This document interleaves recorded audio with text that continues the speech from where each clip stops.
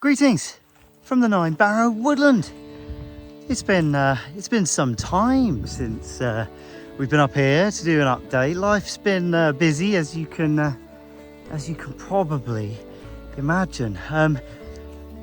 It feels like a woodland. I mean, it's absolutely amazing as you're walking through, particularly this section where the trees are doing really, really well.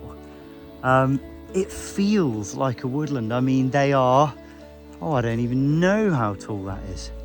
I mean, some of these are really, that must be,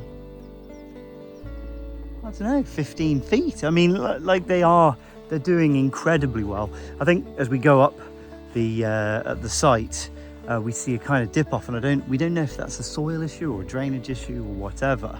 But everything is great. We're doing really well. I'm not seeing masses of losses up here after the winter. So the voles seem to have done their damage, and that seems to have ceased, which is great. Here to do some maintenance on the hottest 2 days of the year. Been waiting to get up here for about a year to set aside some days to do some work, and it just so happens that it is 30 plus degrees. Just got to get on with it. So what are we going to be doing up here? Well, we're dog sitting for starters, which is why Jay's not here, and obviously Josh is down there as well. So we're going to be working in shifts over the next few days, and the plan is we're going to check every tree. We've got some that are just about outgrowing their shelters if they were in small shelters to start with. So we may remove some of those so we're not constricting the growth. We have got quite a few zip ties that are broken, and it means that trees are pulling away from the stakes, which is not good, because when we start getting into the storms next winter, that bashing around could do some damage to the trees. So we want to get those all re-zipped together. We've got some stakes that are broken, so we're going to be restaking trees that continue to need stakes. Sorry if I'm kind of scrunching my nose up like that. It's because my glasses keep slipping down in the sweat. You probably didn't need to hear that, really, did you?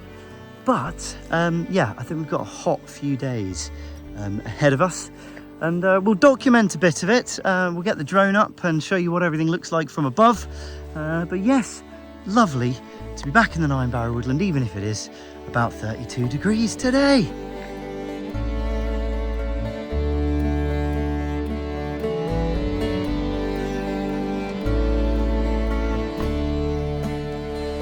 As the yellow flags herald our coming, to the shadows will roll. We have our first tree that's outgrown a shelter. It is quite a small shelter, this one, because obviously we didn't know which trees were going to do the business and which trees weren't. But this one it's splitting up the top, so it's time to get that shelter off and let it stand on its, well, it's not on its own 2 feet really, is it? But on its trunk and roots.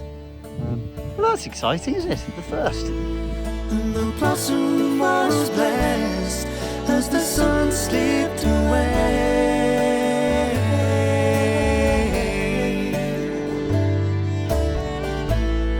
Our wildflowers fresh.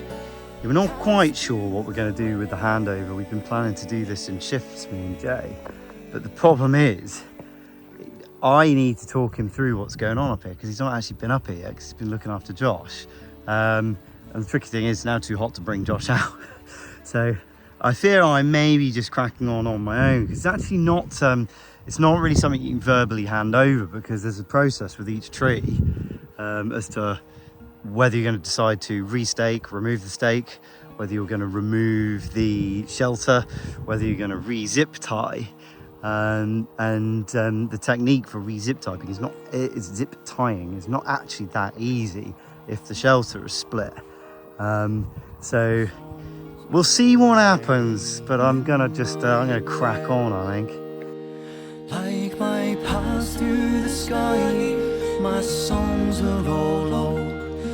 They tell of long journeys, escaping the cold. They tell of the old world, the seas and the stone. Oh, there have been no new songs. Okay, Jay has just come out with Josh, and I think we have decided it's just going to be easier if I just crack on and do it. It's remembering which trees you've done and which trees you haven't is a nightmare. So just grinding on through, I think, is what we're going to do. I'm clutching my lump hammer. This is where it gets really tricky because thistles and grass are really, really high. We don't suppress the grass. You know, people say, why don't you cut the grass? Well, it would just be impossible. Mowing the paths on the sit-on lawnmower is hard enough, to be honest. So if you kept cutting the grass, it would just come back more virulently afterwards, which would kind of wouldn't serve the purpose you were hoping it was going to. And we definitely took the decision we never wanted to use any nasty kind of herbicide on the grass. So, but the trees aren't suffering for it. I mean, you can see around, they're well established now, and the grass is not really causing them a huge amount of issues. And the bigger they grow, they'll naturally begin to suppress the grass as the canopy begins to close over, I suppose. So I'm just going to wade through some more thistles and crack on a bit more. All through the night, all through the night. So what's quite amazing is that the trees that we planted have, well, started seeding their own. I mean, there's quite a few little acorn trees below these. I mean, it could be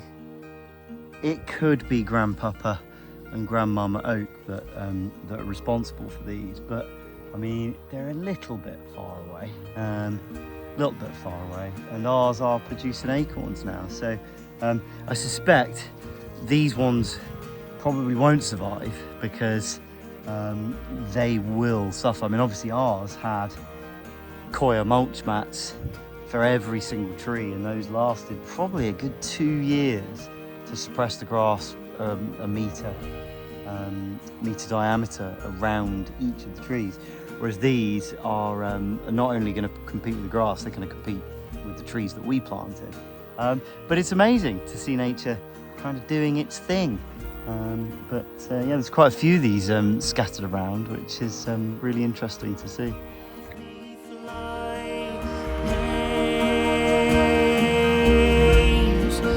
Names in the sky.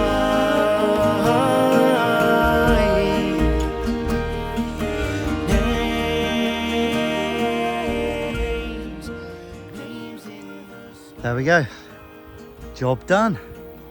And that is the second of 2 loads of shelters and stakes for trees that are ready to come out of their shelters. Here's one of the first ones that came out.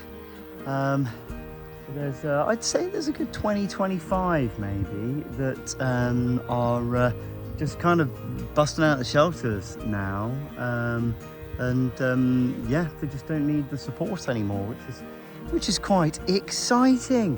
So that's me done, fairly knackered, but hey, I think I've missed the hottest part of the day actually. So Josh is just about to go down for a nap. Probably time for a cold beverage, I think.